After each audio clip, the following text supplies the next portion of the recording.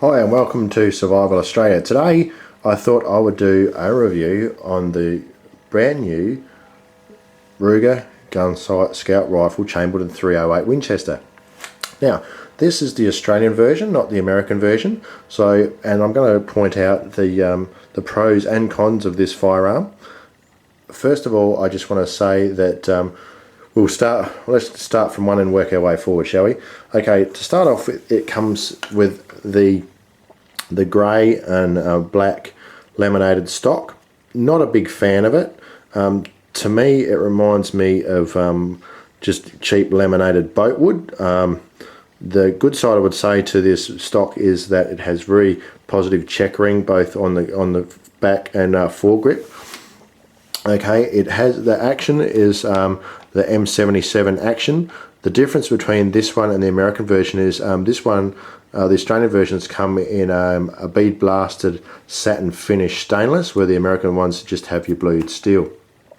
Also, the Australian version does have an 18-inch barrel, not a 16-inch barrel, and notice no flash hider on the end because the government here reckons it looks very tactical and scary. So so we don't scare people, we'll better get rid of that little thing on the end of the barrel. Now, I've made a few modifications to this firearm. To start off with, it comes from the factory with a Picatinny rail from the receiver to here.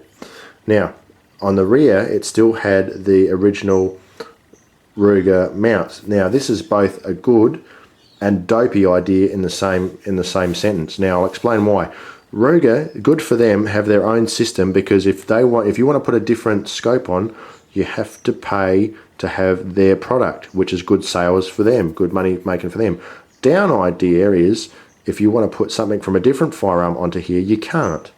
Okay, so I went through Brownells in the States and got from XS Systems a Picatinny rail built for this rifle that has a ghost ring sight, so you can use it without scope rings if you wish, to go along the whole length of the firearm.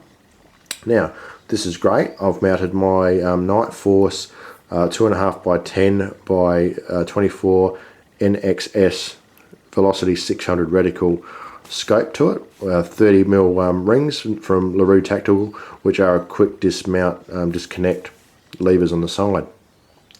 The reason I went with a 600 reticle rather than 1000 is because this is not a sniper rifle, and I'm not claiming it to be. It's an all-round rifle. So with that, I believe that 600 yards is probably enough for this firearm. Now, the magazine itself, okay, this is loaded. I'm not going to stick it in the gun, so, control yourselves. This is the Ruger mag. It actually has a matte finish, where the Accuracy International ones that fit this also, they come with a slightly shiny or sheen satin finish to them. Now, they're not a true straight stack magazine. I don't know if you can see that, but as the round comes up, they stay in the middle, so it's a controlled feed into the chamber. But as you start putting 3 or 4 rounds in there, they start to double stack a tiny bit. Not truly like an M14 mag or an SLR mag or a G3 mag, but they do double stack a tiny bit, and then they go up to single right in the middle. The downside is if you stuff that you put your magazine in, you can't feed it from the top because these lips won't allow you to put rounds in. That's the only one of the downsides, having a straight controlled feed stacked like that. So we'll just put that away from the gun so no one freaks out. The gun might load itself. Now, as far as the action goes, some people have complained they're a bit tight. This one, when I got it, was looks like Ruger have sorted out that. It's actually it's quite free flowing. It has your normal Mauser type extractor, but the ejector is a claw ejector that's inside. So the harder you pull back the bolt, the quicker it's going to kick out that round. It's not like a Howler that has a button spring ejector on it. On the front of the firearm, we have our Harris bipod, pivot bipod, with long, that goes from I believe from 9 to 12 inches extended, and I find this extremely accurate rifle. I've sighted in for 50 yards and then put a gong target out 230 yards and hit it first time, and that was going off the I went on to the Night Force website and got the details for the ammunition I'm using at the moment, which happens to be Federal Power Shock at 150 grain ammunition in 308.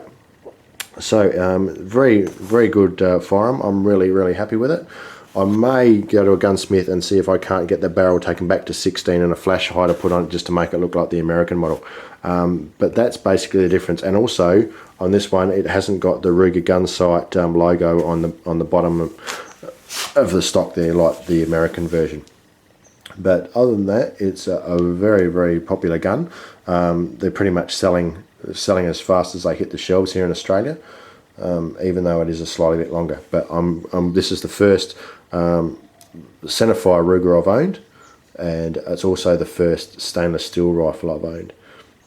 But all in all, I'm happy with it, except for the boatwood, laminate stock.